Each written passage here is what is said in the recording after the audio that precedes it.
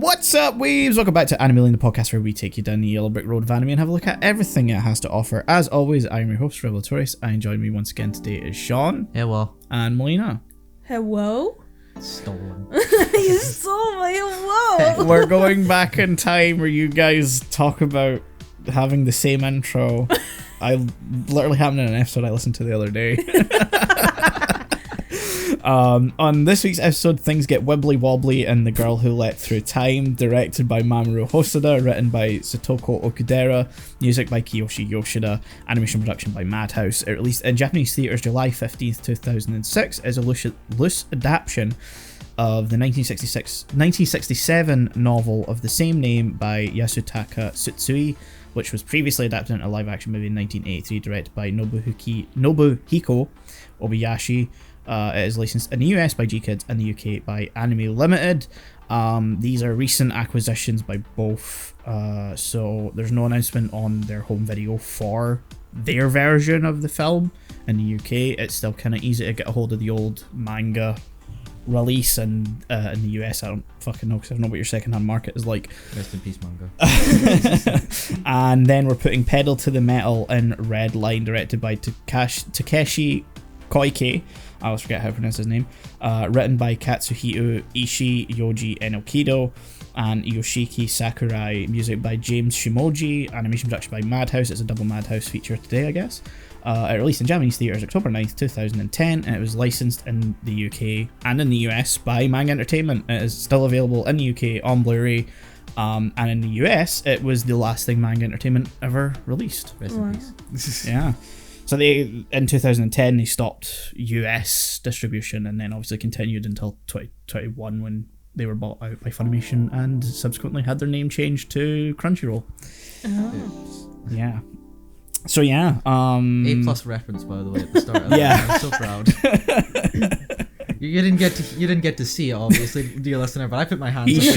He cheered, yeah. Doctor Who. It's a Doctor Who reference. Not many of them that I make. No, I'm so all proud. You nerds out there. Yeah. I see you. New season coming out in April, baby. So yeah, the Girl Who Leapt Through Time is what me and Shaun watched first. Melina didn't. I'm so sorry. Do that. Different.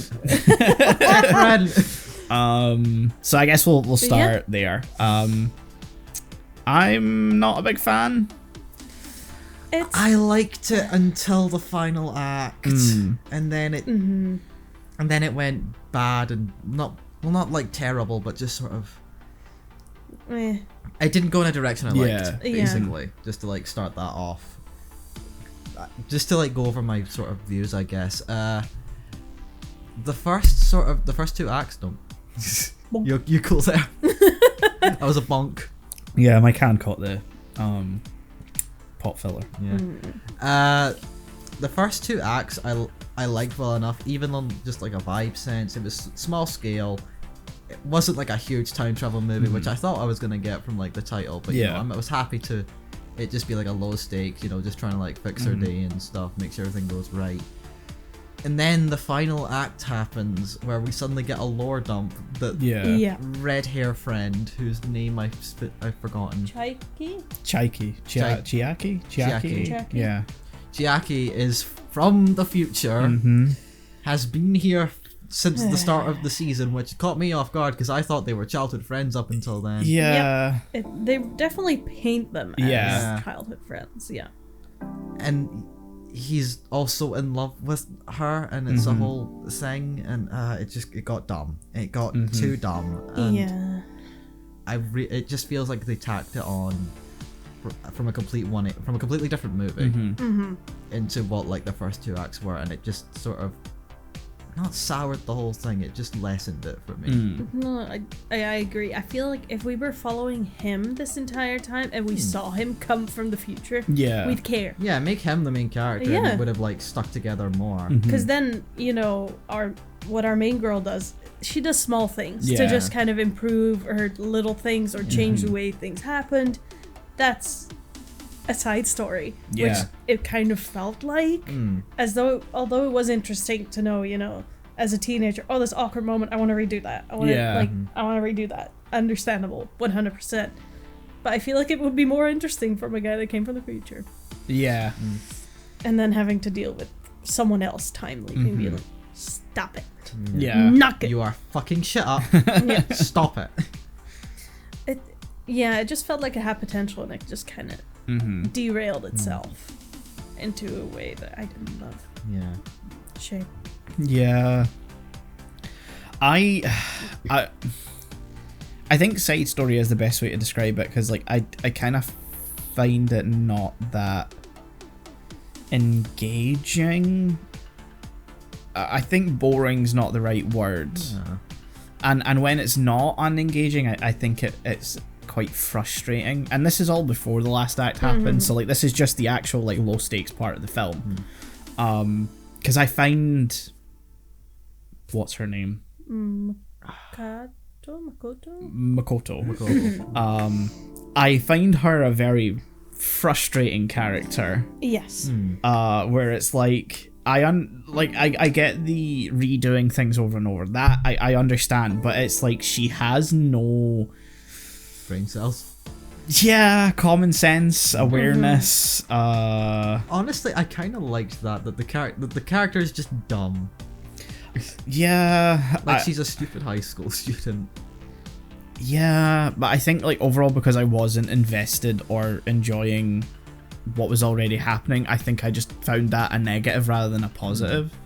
Because I found myself really like, oh, can we just get to the point a lot of the time, and then it got to the point and I was like, oh, never mind. I didn't want this point. I didn't want this point. Yeah. No, unfortunately, you're great. I at least liked her character for like the most part. But like, I did appreciate, like, it's a low stakes movie most of the time. You can just be a dumbass like high school student with an aunt that takes this all very, very well. Oh, you're time looping? Nice. Yeah. Like, I did what? that. Did you? You did? How? Are we just in a universe where that's like a thing people do? It makes you think that. Yeah. Oh, Until the end. Wonder if. Oh, okay. So loose adaption is a slight rewording on my part. It's described as a loose sequel to the book. So maybe the aunt It's supposed is to the be main character from the book. Okay, that adds some context. Yeah. Because from that, I thought like the whole lore of the time travel was completely different because of that. I thought this was like, oh, maybe it's more of a magic thing instead of like an actual full-on sci-fi thing. This family can just do that occasionally. It's fine. It's low stakes. You can just have fun. Just don't fuck anything up too much, and you're fine. But again, that last third feels like it completely upends all of that. Yeah. So now it doesn't make as much sense to me. Because if she time looped before, has she also got her own distant future boyfriend that she's still not met? But also, if that's true, she's gonna be way older than him if they were the same age in the past. Yeah. Which is where this movie ends. Yeah, because this movie ends with him saying to her, "I will be waiting for you in the future," and I'm like, but wouldn't he be a teen, and she be and they'd be Don't think about it because the plot will just fucking fall apart. There's yet another reason why that last act just sort of feels so stupid to me. Yeah. And needless. And also, it becomes a love story. Like, in the last third. With no setup. No setup. Legit, like, the only setup we had was, her friend telling her, "Oh, I have a crush on you," and I really, yeah. Which feels so 180 compared to where they end up, because like they have that bike conversation, and I got the idea that even the aunt says, "I thought you were never interested in them at all. Like you would just go through life with them being friends," and I thought that too, and I was like, okay, that's cool. You can have that kind of story. It's great, especially for an anime to go that they don't need to be together. But then the last fucking third, it bends over backwards for it to go, no, she just isn't accepting that she really does love him. She just needs to learn that about herself, and it's so like, no. I don't know why it made me so angry almost, but I was like, are you fucking kidding me? It just kind of furthers the point, I think, I mean, and I don't know how common of a female experience it is, but all your male friends are only your friends because they have a thing for you. Yeah. And I hate that stereotype so much. Yeah. And to see it again, I was like, yeah, she's going back in time because she doesn't want this to happen. Because she wants to be just friends with this guy. Yeah. And that'd be fucking great. Get it back to like where it was, because that's what she liked. That's where she was happy. Everyone was happy there. Yeah. There was no weird shit going on. No need to complicate the dynamic or anything. You can just make them friends, because men and women can just be friends. Despite how much media tries to tell you otherwise. There's also this trend currently, I don't know if you've seen it, where like on TikTok they're like, oh, guy, it turns out that, you know, guy friends who fall in love with you only do it because they actually get to see the real you, and I'm like, that's stupid. No. That's so stupid. No, because I'll be honest, most of my female friends fucking suck. Yeah. Real. You could say it, it's fine. Fuck you. No, it's. But yeah, no, it's an unfortunately common trope. In all media, like you say, it's not just anime. It's like, this is everything. And it's always been funny because in my experience, when I've been like friends with, if I had female friends, even if I may have been into them at any point, after the point I become friends, I'm like, God, no. Yeah. Oh my God, you're the fucking worst. Yeah. So I could not spend more time with you. At a certain point, if you become friends for like after like a certain point, it just feels weird. Yeah. Because the longer you're friends, the more you become like siblings, Yeah. and then that's just disgusting. Yeah. It's like, like, oh my God, no, ew, absolutely not. legit, ew. Get away from me. Cooties. Yeah. And I thought it was gonna like actually show that, especially in anime, where in a lot of stuff we've talked about, it feels like there's like an added romance plot for no real reason. Yeah. Like, and here's a forced one. Yeah, like even in Oshinoko, you don't need to have like any romance in the story, but it's there anyway. Like it's fine, I don't mind it, but like here specifically, it felt like it was going in the direction of, oh, you don't need to do that, only for, again, the last fucking third to go, no, she actually does, she just isn't aware of it yet, she just doesn't know we're going to make her. Maybe he just has to convince her. Yeah, which is that's the how it works. worst way to go about it. If a girl says no, you're just not being persistent enough. What? Fun fact, children, that's how you become a stalker. Yeah. That's how you become a literal piece of shit. Yes, that's called being a sociopath. Yay! The weird thing is like, it's not even Chiaki that does any of that. He doesn't try to convince Makoto.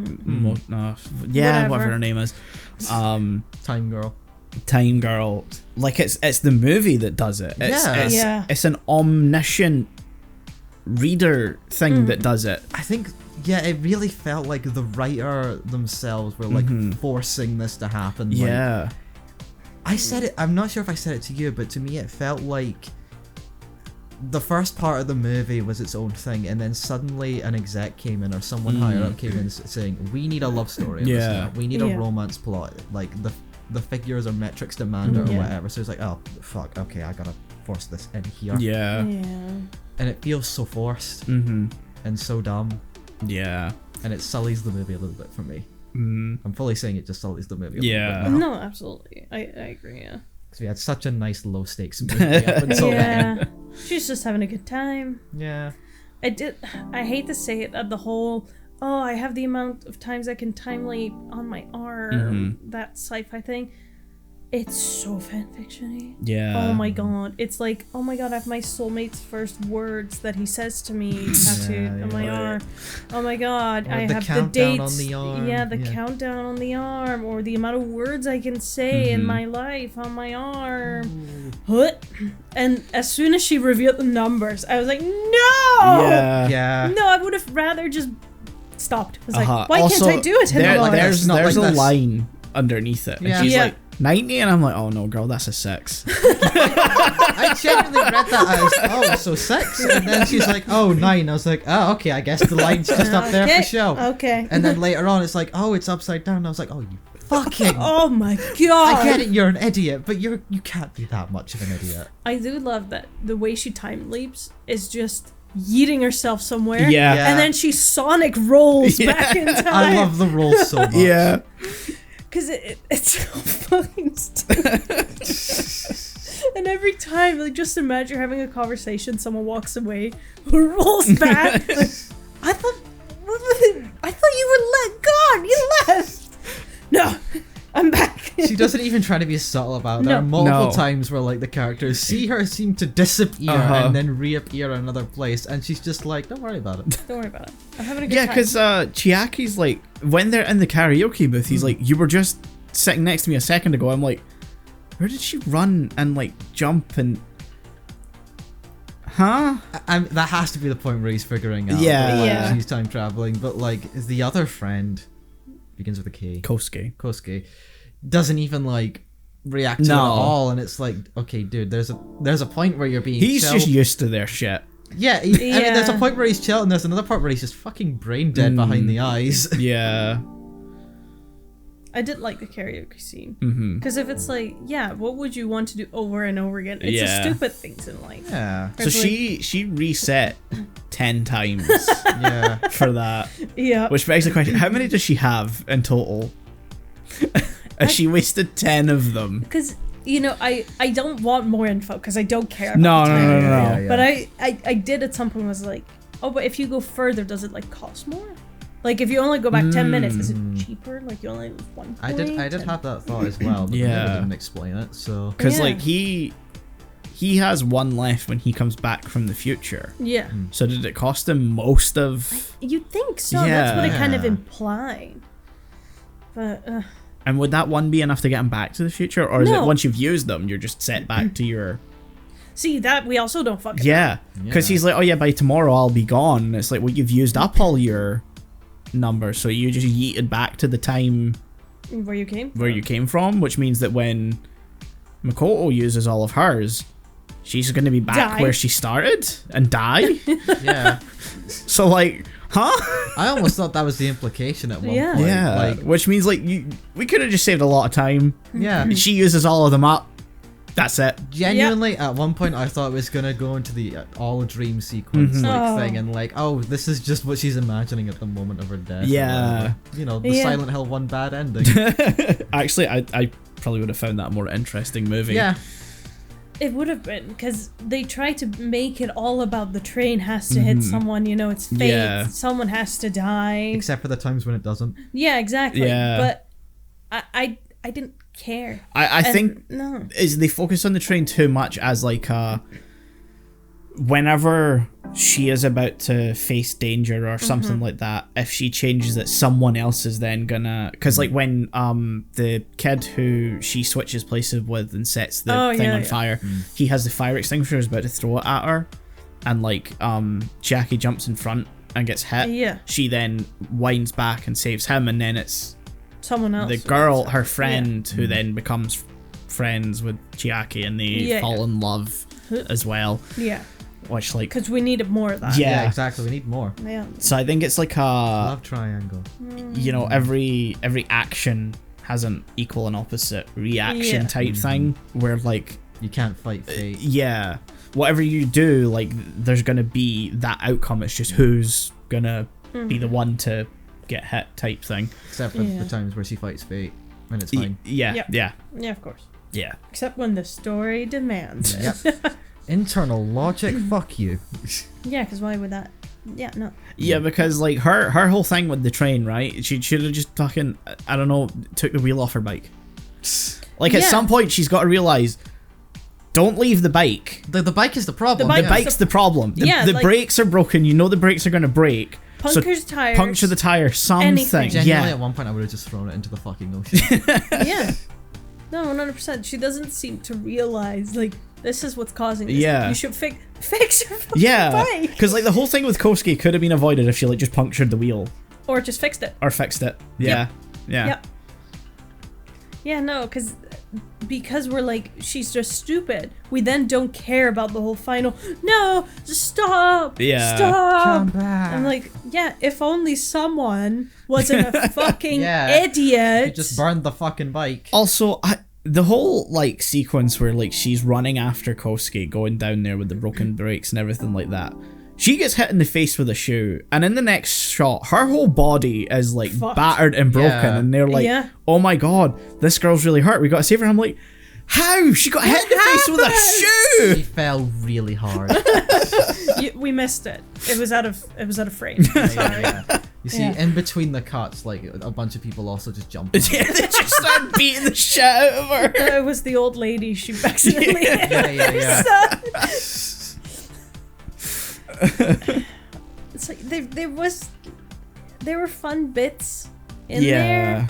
Like I like her teenage, way of using her leaps. Like, oh, I want to have this for dinner. No, we had that 2 days ago. You're right. Smash crash. Yeah, see, stuff like that was fun. And then, did she use him up at some point? She did I at thought- one point. Yeah, but she didn't get transported back to the train. She was just stuck at 0. Yeah. No, For a she bit. lost them, and then because Chiaki went back. in went time. back before she used that last one, which also then gets into How does this bootstrap work? paradoxes. Yeah, she gains one Yeah. back. Yeah. Yeah, so this is the part where I hate time travel movies, Mhm. when I stop understanding and I give Yeah. up. Yeah. I'm They- like, okay, I don't know. They I don't give them know. the I don't get it. rules. You have to really, if you're gonna do something like that, you need to really concretely lay out the rules. And the stakes, And the where stakes, you're at yeah. every point. And have the movie always play by that logic. You can't Mm-hmm. pull trump cards, you can't pull something out of nowhere. Nope. And this movie does that because you think she's used them all up. Chiaki uses his last one to go back before she used that up. Suddenly she's got that one back, which also means he's got his back, apparently, when she For uses some her reason. other one. See, So you there's end too up many in that other loop. and extra, and then I just get so lost Uh-huh. to the point where, like, my note just says, I don't care, Yeah. because I don't get it. Uh-huh. And I'm not gonna pause it and sit here for 20 minutes to fully understand it, Yeah. because I'm watching a fucking movie. Mhm. If you can't, like, communicate your point, your rules, and where the stakes are at, why should I care? Yeah. If you don't do your fucking job. Such a shame. Yeah.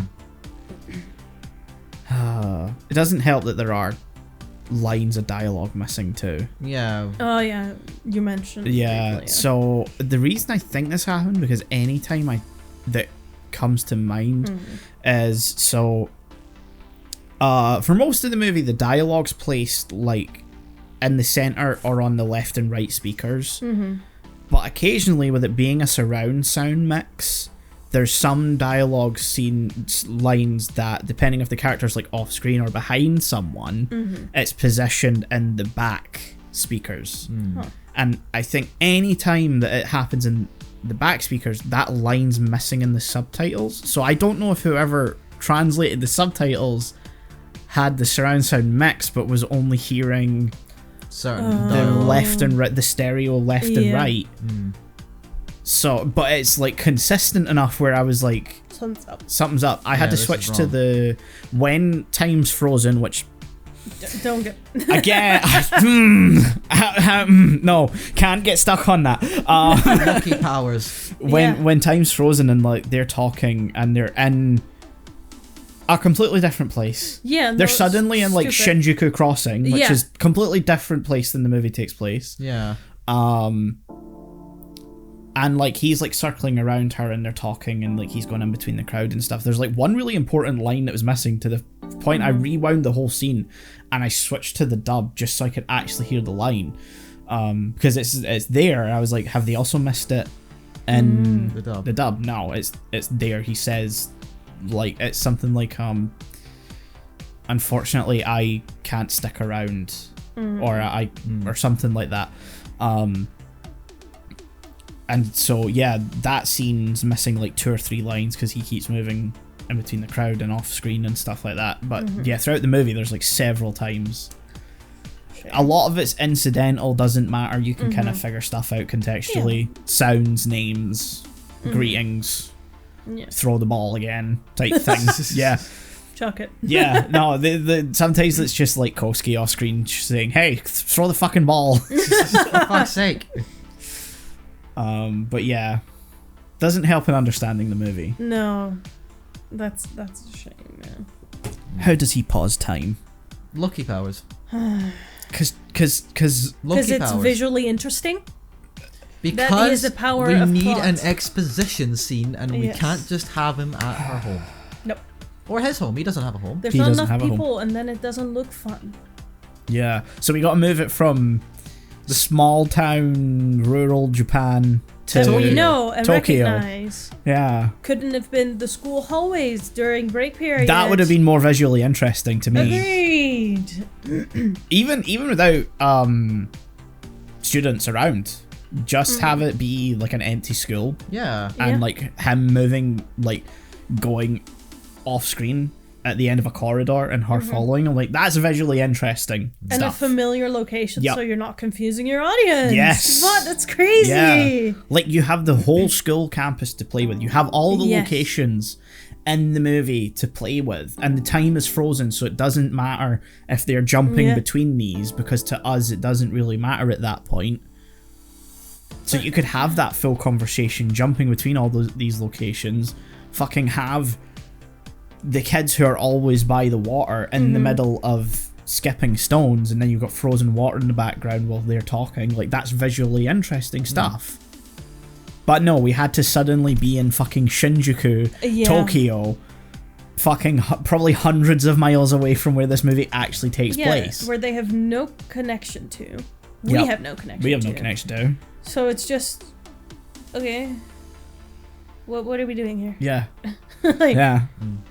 this is where we invoke them. Oh, okay. Yeah. Yeah. Yeah. Okay. How did we get here? How are we getting back? We'll find a way. We'll Yeah. leap through time or something. I don't know. We can also leap through space. So Don't worry about it's fine. it. It's fine. The it's girl fine. who leapt through space and time just isn't quite. Actually, no, that's the time and sometimes space. and sometimes space. The girl who was a TARDIS. Wait, that was an episode. Yeah, it was. It's not my favorite Hosoda flick. It just could have been better. Yeah, It had so much potential. it was his first like Full movie. original. Well, I guess original when it's in adaptations of I mean, if it's a sequel, non-franchise Yeah. film. So before this, he had done Digimon stuff. Then he did a One Piece film, and then he left Toei and went to Madhouse, and then he made The Girl Who Leapt Through Time. I think he made 2 others with them. One we've seen. Wolf Children was one of them, I think. Yeah. And then he left and set up Studio Chizu, where he's done like Belle, The Boy and the Beast, and Mirai, and a movie that comes out at the end of this year. But this is like his first proper, I guess. I keep wanting to say original film, but like It's loosely adapted. There's Yeah. It's based on yeah, first Mostly creative original. directorial Yeah. feature. Mostly original. Yeah. Mostly original, yeah. Non-franchise really is, I think, the best way of Yeah. putting it. So maybe that's it. Maybe it's just teething issues. Like, I'd say his style is there. Like, it looks like Wolf Children. Belle's actually probably most stylistically different, but that's probably because most of it happens in the CG realm. Exactly. Whereas the real life stuff kind of looks similar to this. So maybe it's just teething issues, you know? Maybe it's trying to find his feet as an actual director. Yeah, I mean, as Shaun said earlier, I think the biggest problem is that it felt like certain parts were added later on. Yeah. Like, there was a nice story, and then it was like, oh, we need more of this. I'll just stick it in. Yeah. And like tonally throughout, I hate to say, I don't like the visual design of the timer. I think it stands out too much. Mm. I'm gonna be honest, I like that whole time realm thing. I don't like it because it looks too visually similar to other things in anime. It looks a lot like stuff from Digimon, and it looks a lot like it's trying to... Well, actually, Steins Gate didn't come out until after this, so maybe Steins Gate took influence, but like... It looks too similar to a lot of other time travel film ideas, you know, like when it comes to anime anyway. And like I say, the weird time realm thing that we see like twice Yeah. It looks very times. Digimon-esque. Yeah. I just... I didn't mind I feel like if we just had her falling through a time thingy as she Yeah. leapt, that was maybe a bit more visually interesting. I would have been more okay Or with just, it. I guess you could also just cut, like hard cut. I understand wanting a transition Yeah. just to make it abundantly clear, Mm-hmm. but to go to like a full black screen with the red like text Yeah. is too much. For me. Yeah. Because it's almost like you're saying, and now we're doing something else. Mm-hmm. And I'm like, no, you're not though. Yeah. We're still here. We're still all here. Because I think, like, I like you say, I get wanting to have a transition, but I also think from the fact that the film takes place mostly from her perspective, and to her, it just happens. Yeah. Like, I think just cutting would be the more convey it a little better. Yeah. That, like, it's for her, it's just like an instantaneous snap to the neck. Back. Snap to the I was going to say snap to the next moment, but for her, obviously back in time.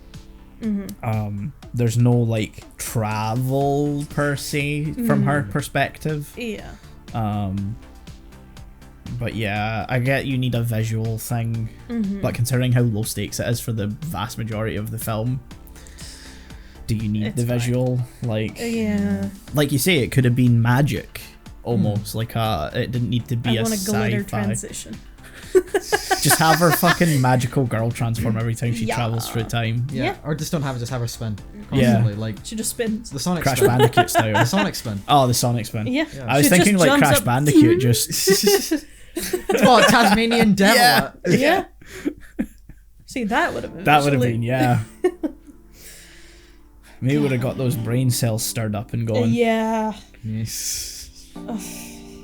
Yeah, it's on the lower end because what we've Yes. watched Belle, Wolf Children, and this. I don't think we've seen.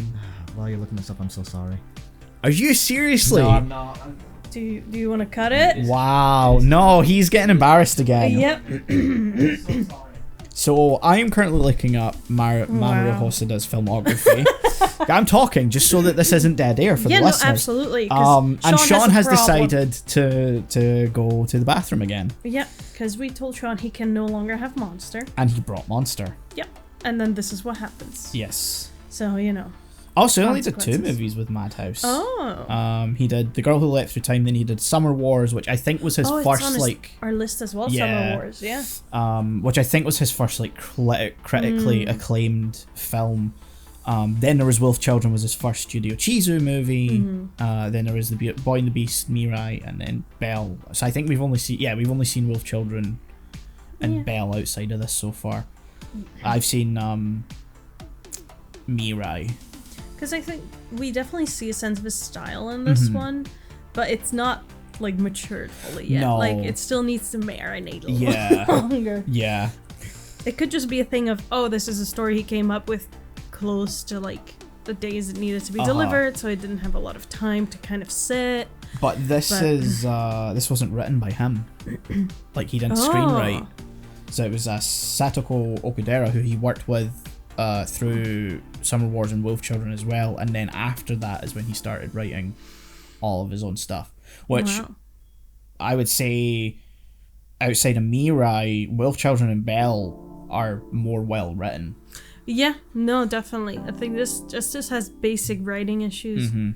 Like, just the simplest stuff where I'm like, oh, come on. You can't just add a love triangle. Yeah. You can't just add these bits in and pretend that, oh yeah, no, we've been talking about this. I'm like, no, you haven't.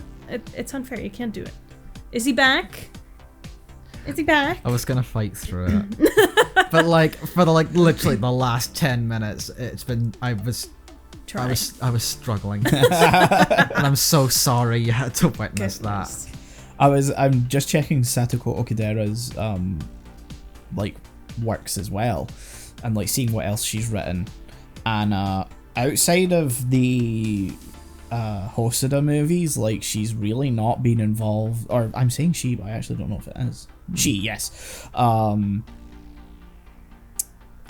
only other thing she's written, which took me off guard, but it's not what you're gonna think when I say it, was Kiki's Delivery Service. Oh! But not That one. The Ghibli movie. No, the other one. There's a live action Yes, you're right. There is. version that came out in Okay. 2014. I remember. I've heard about this like very vaguely. Yeah. So Okay. not, stellar work, No. I guess, from Okudera. But yeah, we were talking about writing issues with the film and like how Yeah. this was obviously like he did 3 movies with Satoko Okudera writing, which was The Girl Who Leapt Through Time, Summer Wars, and Wolf Children, and then after that everything else he's written himself. Since The Boy and the Beast onwards, which was Mirai and Bell. And like how they're more well written than The Girl Who Leapt Through Time. Though Wolf Children is actually quite well written, despite being written by Satoko Okudera, so maybe they also got better as they went along. We're But teething issues, yeah. their first credit is like 20 years before The Girl Who Leapt Through Time. It's just that none of it's really Nice. stuff that I'm personally familiar with. So what happened here? I don't fucking know. Again, I keep coming back to my point. The first 2 acts were really good. I was jiving with it really well. Like maybe not like perfectly. There was more stuff that maybe could have been fleshed out, but like not like this. Yeah. Yeah. I was so into like for once like it being a time travel story, but not big stakes. Very simple, very high school, very easy. I could have lived just on that, almost sort of Ghibli-esque. Yeah. How like mundane it is at the end of the day. Well, it's funny you mentioned Ghibli, Oh. because Hosoda was actually originally meant to direct Howl's Moving Castle. Oh. Yeah. Maybe you could have done a better job. I was gonna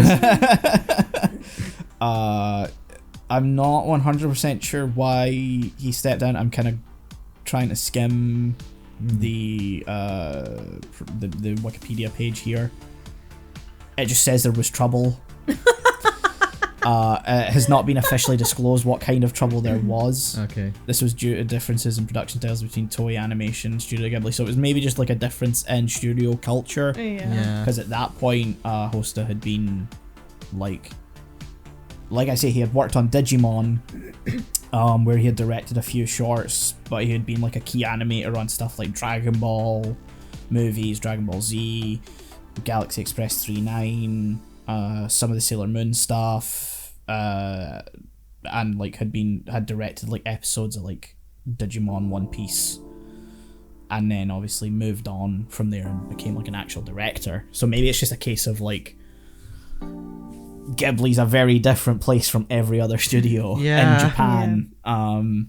And I'm sure working with the pressure of knowing you're in the studio that's under the purview of Hayao Miyazaki's I was not gonna say as well. I healthy. can't help but when I hear that, I think maybe Miyazaki just got on his fucking nerves. It's quite possible. Like not to like take that as a sure thing, pure speculation, but like from what I've heard of so much of Miyazaki and how he can just come in and just try and put his own view of a project on it, almost like an evil Shigeru Miyamoto. But yeah, so that's The Girl Who Leapt Through Time. Wow. It could have been better. Yeah. I would still. I'd give it a 7. Wow. Wow. Because I still really did like that first part. I think we had a really good setup. It's that last third that fucking kills it for me. And if it didn't have that, I could have put this at an 8 or maybe even a 9. But it's just, it gets so dumb. It gets so stupid. It gets so. It takes a big 180 from where it was going to me. And again, my biggest sticking point isn't even that it got stupid. It's the fact that they added that stupid fucking love story for no reason and just completely upended what I thought the theme was gonna be. That it pisses me off that I have to bump it to like a 7. Maybe I was gonna say a 6, but that felt too harsh. Yeah. I did not like The Godfather. I did not care for the girl who played. It insists upon itself. I did not care for the love triangle. It always fucking insists on itself. It does. It does. You want to give your score? 5. Yeah, I'm at 5 not even as gonna well. blame you. Yeah. Not very often that we're in line. Okay, I'm changing it. No, yeah, we talked about it so much, but the problem is there's not even much to talk about. Yeah. Yeah. And that's, it's not good. Yeah. Yeah. Anyway, time for the Lost JoJo episode. Yeah, it does very much look like JoJo. Yeah. Yeah. Maybe it doesn't have the exact same style. No, but you can see the influence that character design. Yeah. Like they're not beefed up to fuck. Well, most of them aren't. But No, most of them aren't. You got a machine head Tetsujin. Yeah. He's a big beefy metal boy. But that's about it. Yeah. But like it's the way the characters are so elongated that got to me. Like, yeah. That's what they look like. Okay. They're so lanky. Yeah, no, they are. They're like, everyone is kind of tall and thin. Mm-hmm. Like their proportions aren't off, but they're not. But they're tall. They're tall boys. Yeah. Including the girl. Yeah. Mm-hmm. And like there's heavy like shading in some place, or like I'm not sure how exactly to describe it, almost like pop art sort of style. Yeah, it's very stylistic. Yeah. We'll say, good movie. I don't think I liked it as much as I could have though. Just on the chance that I wish there was more to the actual racing. Yeah, because the actual race is like the last 20 40 minutes. Yeah. I did not care for the racing. Did it insist upon itself? It insists upon itself. I wish it was more insistent.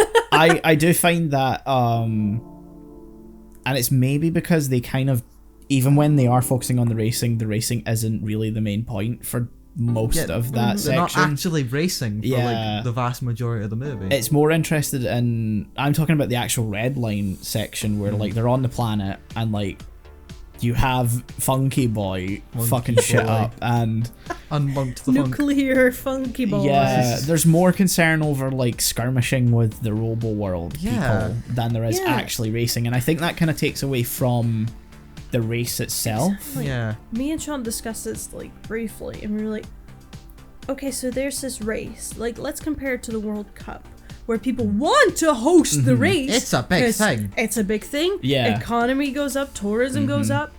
Meanwhile, they're gonna race on our planet, and all the secrets will be revealed. All our sovereignty and our secret weapons that are in violation of the treaty we signed, and here's the scene explaining all that. Yeah. Lore and stuff, and it was like, I don't fucking care. I get the world building, but I'm not here for fucking world building. I'm here to see anime racing. I think what really helped me in this is that I watched it dubbed. Yeah. And the dub adds a lot of character to this. You sent me clips of the dub and like how some lines of change are so much better than what was in the subtitles. Very early on when like JP like accepts to be in the red line and they're like announcing it's on Robo World, there's a cut to like the people sitting in the kitchen eating. One just goes fuck. Yeah. Is that what they say? No, wait, really? No. I was just guessing. Like from what I remember in the subtitles, like in that sort of family dynamic, the mum just goes, I guess I'm okay with some rough sports or something like that. It's very casual. Yeah, no, and she in say in the the dub she says, violent racing's all that gets me hot anymore. Yeah, she says violence is the only thing that gets me hot anymore. That's it, yeah. Wow. And then such a better later, line. like when they're introducing like the contestants of the red line, there's like Miki and Todoroki, the two actually from Earth. Yeah. And they talk about like they're running with, what is it, Gori? The corrupt cop. Yeah, Gori King or something like that. And it's just MODOK. Yeah. No. That's the armor guy. That's the Metal King guy. This guy's the gorilla guy. Gorilla guy. Yeah. Noted. It just cuts to them like, and normally like obviously all the other characters have like dialogue. They're talking to the camera, or whatever. It's just them sitting, and one of them just goes, "Gori King, you motherfucker!" That does basically happen in the subtitles as well. But like it comes across more powerfully in the dub. Yeah, I feel like I missed out. Yeah, no, the dub was great. I'm glad I watched it. Yeah. Like that. For me, it's like, I don't know if this was a stupid assumption to have going in, but from what we got from the blurb and stuff and from what I was feeling, I was expecting anime wacky racing. Yeah. Like, I was expecting most of the movie to be about the actual race. Yeah. And, like, the plot would be, like, oh, during the race, like, our main characters would be under, like, attack, or, like, other racers would try and, like, basically, like, the pod racing scene Yeah. from, like, Phantom Menace, but, like, anime, and, like, another hour and a half. I was looking forward to that. Yeah. What I got instead was most of the movie just being about this fucking fascist robo planet. Yeah, and it And kept they're going back to them. War bullshit, and I was like, Yeah. I don't care about these fucking people. Anytime it cut to them, from certain angles, their patch looks very... Like I said, fascist robo world. No, Yeah. I mean, it's very clear that they're fascist, but Oh, yeah. sometimes that patch looks a little too Yeah. close. Yeah. They're really like treading the line. The censorship here. It's Japan, they wouldn't censor anyway, but No, plus they wouldn't use that, I think, because it would be too easily confused with the is it the Majin symbol? The actual Buddhist. the religious Yeah. symbol, Yeah. But yeah, I Still, don't know. I found it a lot of fun, personally. yeah, it was fun. I just wish it was more fun because I didn't have as much fun as I wanted to have. Yeah.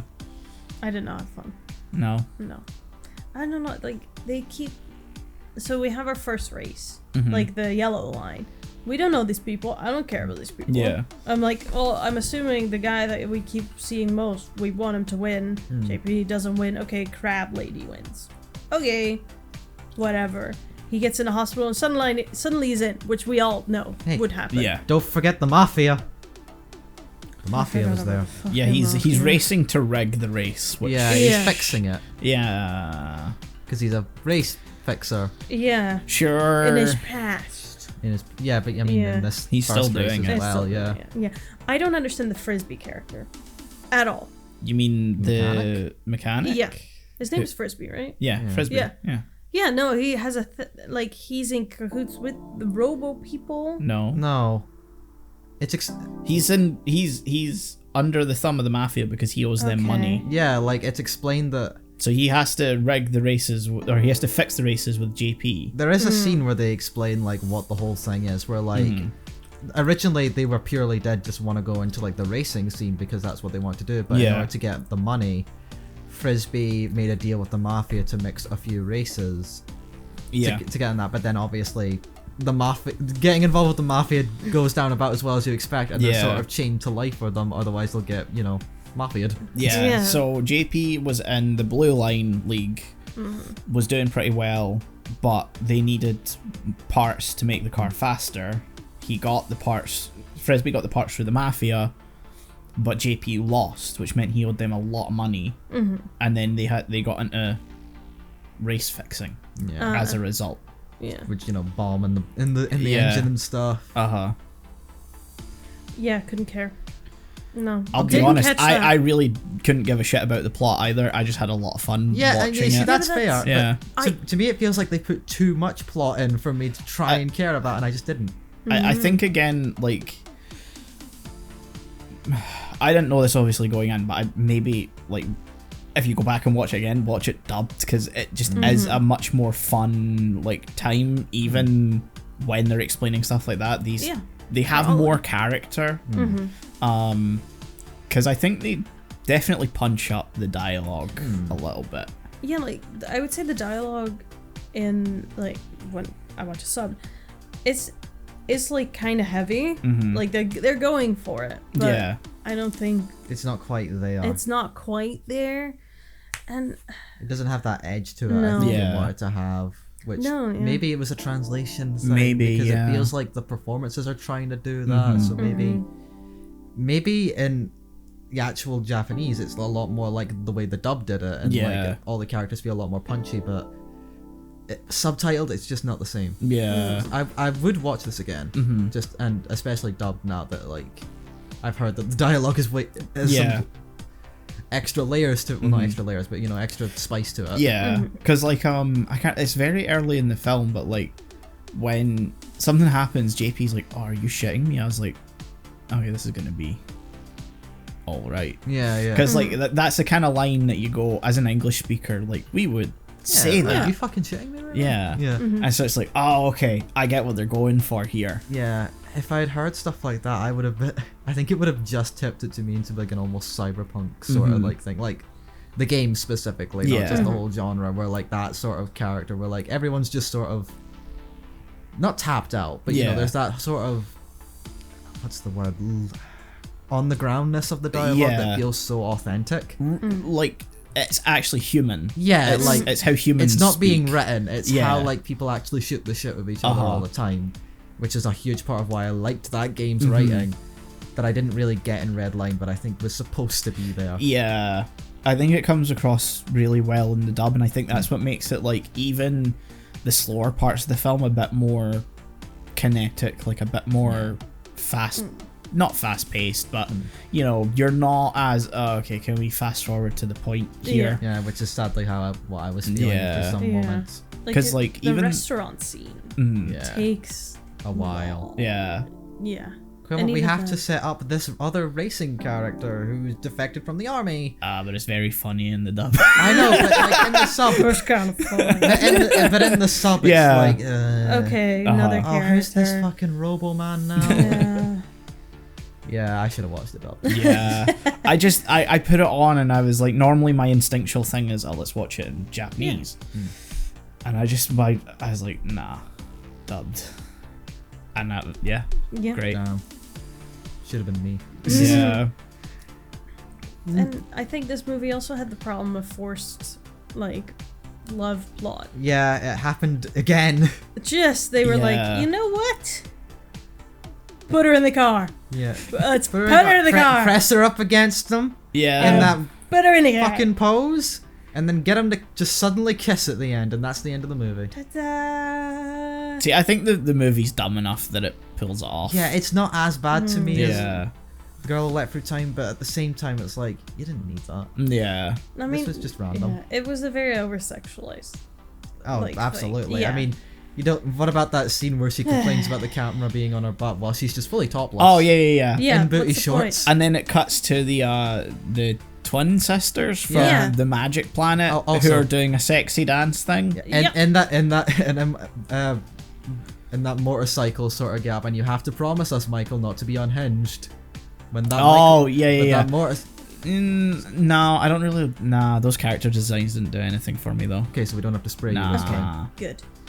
Because Fujiko last time gave. Yeah. I know. But those two are. No, they introduced them and they're naked, like sitting cross-legged. Yeah. You know, and I'm like, oh come on. Yeah. It's just a cheap shot to me. They could have had a point where like the whole over-sexualization and like media and stuff and like the stuff. Absolutely. It doesn't go for that. It just goes, no, they're just sexy. Yeah, And but then- I think it's because it's going for not to defend it too much, but I also don't think everything needs to be like a criticism of these sort of things. But I think it's just going for like a more pulpy vibe than like a more serious one, if that makes sense. It's like I'm not praising it for doing it, but I sort of understand what you're going for, but at the same time, they try and do it a little bit when I'm just gonna call her Cherry, just like complains about it for like a scene, and then they just don't bring it up again. So it's like they're aware they're doing it, but they're doing it anyway, which in some ways just makes it worse. I agree. The fact that she pointed it out, it's like, why would they do that? And then they continue. So they're fully do aware that. that they're just overly sexualizing the female characters for no reason, but and they just continue to do it anyway. It's dumb. It is dumb. Yeah. I did look. The lady, but like not good dumb, bad. Like the motorcycle design that just looks like a lady, and like the two drivers are in the boobs. That's fun. That's funny. Yeah. That's like how you do this type of stuff. I think we're driving from the tits girls. Tits forward. Let's go. Yeah. Very interesting Power Ranger setup. Yeah, definitely. Oh yeah, and I think doing it like that, where you're like, I'm aware this is how this entire world sees our planet. We're just this. Yeah. Interesting. Yeah. Play into it. Yeah, and then they were only characters for like the end bit, which I get because they were only in the Redline. Yeah. But then, you know, we ended up with our main character JP and girl, who was there because she's a girl. And we knew they were gonna fall in love, but it only happened because she crashed her car. Yeah, and it's not even set up. No, they tried, but you can't just be this happened in the past once too. Yeah, I was gonna say the flashback's meant to set it up. That's stupid. She doesn't even fucking remember it. No, she doesn't. He does. He does. I know, but still, no, bad. Yeah, no, I agree, because as soon as you see the flashback and she's starting to crash, you're like, oh, for fuck's sake! I did groan when I was like, oh, of course their backstories are connected because this universe is fucking tiny. Because if they wanted that scene of them driving together to be more memorable, because JP, we don't know why he wants to win Redline. We don't know. He just wants to win. Yeah. Yeah. She has something to prove. We've seen her train for this. Yeah. He should have let her drive the car.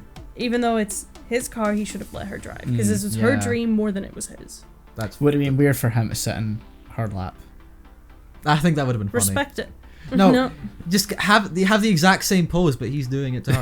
Yeah, no. That would have been great. I think he would have crushed her when they use the what's it called, the nitro grey light thing. Yeah, the mega nitro. Yeah. The Crash Bandicoot nitro boost. Yeah, I think he would have crushed her. No. With the G-force. Nah, just make suspension it... of disbelief. Yeah, just make it super strong for that one scene. Yeah. Don't explain it. Absolutely. This is the kind of movie to do that. Because, I understand, it's the World Cup. It's just the thing everyone wants to win, but you need a reason to want it. Because you've trained for it. Because you want the money, you want the recognition. We need some sort, and from JP, all we get is, I just like to race, man. Did Lightning McQueen have a reason to win the Piston Cup? Yeah, exactly. I haven't seen cars in ages, my dude. He does not have a reason to win the Piston Cup. I will say, I don't mind... Sorry, I had to do it. I will say this, I'm completely fine with his motivation just be I want to win. Yeah. I like racing, I want to win. Yeah, I don't mind that the film's a little underwritten, because it's fun. It doesn't need to be a high piece of art. It straddles that line for me. Fully written. Where I think there are times where I'm fine with it, and there are times where it feels like it wants to do more, but it's not fully committing on it, so it just feels frustrating. Yeah. Oh yeah, I don't know. I feel like we just needed more of JP's backstory, and then I would have been like, yeah, no, makes sense. Because now we only had him oh yeah, fix my engine, dude, spider dude, and that whole scene or sequence where they're just fixing his car, making it better. Do we care? Not really, because nothing fun is happening. All we see is them fixing the car. He goes to the restaurant. The police shows up, which the robo police don't like shit happening, I think. Yeah. It's not the robo police. No, this is on the other planet. Insurrection force that shows up. They're not meant to be there. They're illegally there. Avalanche. Well, a little less grassroots. Yeah. I don't know. It's just... government funded. Yeah. I don't know, and his whole I'm gonna save the woman here. I'm gonna stand in front of the woman. I'll save her. Felt a bit It's a male fantasy film. I don't know. It's not for me. It's not made for me. This is why I fucking hate Redline. It appeals to the male fantasy. All I'm gonna say is that cargo vroom. Pretty much. There's a reason that Fast and the Furious movies are fun. There's a reason that Cars is fun, although Cars has a bit more heart in its story. You see, I wanted to do that. I just feel like it didn't fully commit as much as it could have to me. It felt like it tried to balance between having that weird sort of almost drama backstory along with Cargo Vroom. Yeah, but that's actually just Fast and the Furious. It wants to tell a compelling story that's not at all compelling. The Rock is covered in baby oil. I could not give a shit about what is going on. Yeah, but I don't know why. It's just for this one, it feels like I didn't commit just enough for me to fully fall into it. Fair enough. I just don't. I turn my brain off. I don't give a shit about what the film was about. Cargo Vroom, animation looked good. If it was more music was good. If it was more like Promare that tried to tell its story, but it was also super stylized to fuck in every single scene. So even if I didn't care, I was still having fun. I feel like I didn't quite do that. I just don't think it set out to do that. I think it just wanted to have a bare essential plot to serve. Then why did they spend so much time on it and not the racing? I wanted more racing. Because JP just looks cool. That fucking ducktail hair. Yeah. I hate to admit, as a character design, I like. Yeah. It works really well. It does, as a yeah. character design. I did find it weird how there's like a person on like the Robo army that has the same hairstyle and almost same design. He's just in a Robo costume and no one brings any attention to it. Also, we were promised dog people, and there was a lack of it. There was never dog people after the first race. The first shot of the film. First 5 minutes. Yeah, that's true. Dog person, and immediately I was like, I'm in. I'm fucking in. Dog people planet, and then I was like, no. He got that. That's why you didn't like the rest of it. You got betrayed in the first 5 minutes. Yeah, I was promised more dog.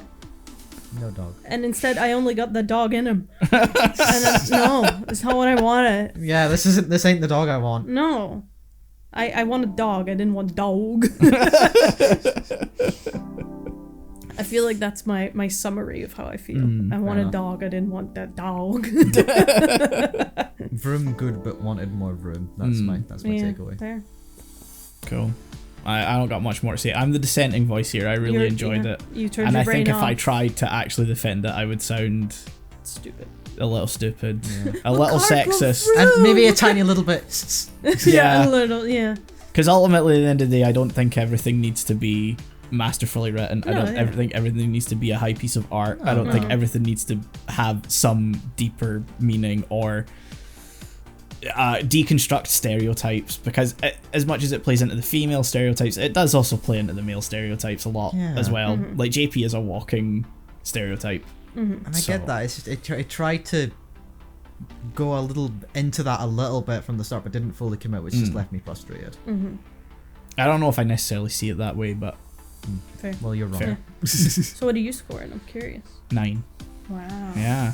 Cargo room. Cargo room, you're Yeah, sold. I ended it with like, I don't know what to do with all this adrenaline. Yes. You're like, if only Big Robot was there, and you were like, wow. Yeah. Yep. That would have completed it. Yeah.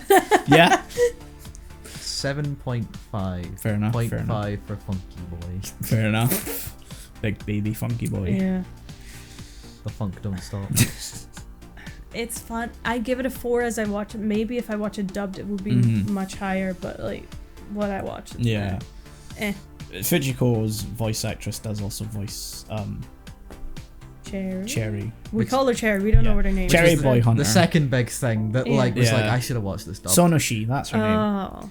Yeah, she Michelle Ruff, Fujiko's English voice actress, voices her. Actually, most of the Lupin cast is in this as some of the side characters. Damn it! Like Tony Oliver voices one of the Robo World people. I can't remember who it is. No, he's the waiter in the restaurant. If I watch this dub, there's a chance this may turn into an 8 or 9. Yeah. I think it was Doug Erholtz or someone was in Robo World. Zenigata's a voice actor, I'm sure. And Phoenix Wright from the Ace Attorney anime was one of the Yes, one of the he was the races guy who called who Gory cursed a out. motherfucker. Yeah. Motherfucker. 2003 Donatello. Yeah. One of the My childhood Donatello. Yeah, my childhood Donatello too. But yeah. Wow. So that's Redline and The Girl Who Leapt Through Time. You guys didn't really like Redline that much. No. I liked Sorry. it, just not as much as I could have. Yeah. I'm not target audience. Yeah. No. That's fair. Did Manuel watch this? No. You should show him it. I'm curious to see what he thinks. Vroom, vroom, vroom. Vroom, vroom. So yeah, if anyone wants to watch it. Yeah, I would watch it recommend dubbed. watching this one dubbed. Yeah. I also think then you get to like appreciate the animation a little bit more as well, 'cause probably, not yeah. reading the subtitles. Agreed. So yeah, that's the us. episode in the bag, I guess. We'll see you guys next week. Bye. See what that is. Bye.